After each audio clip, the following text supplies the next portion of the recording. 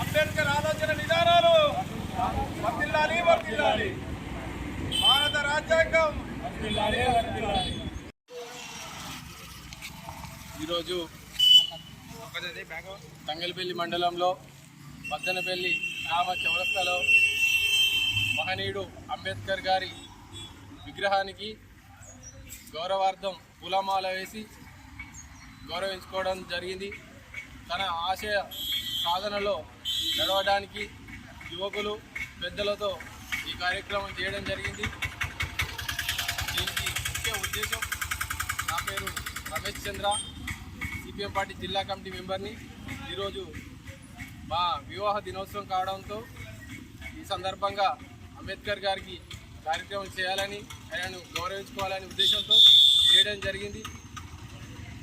ఒకసారి చూసుకుంటే అంబేద్కర్ గారు భారత రాజ్యాంగ రూపకర్త, ప్రపంచ మేధావి, సమసమాజ స్థాపనకై తప్పించినవాడు.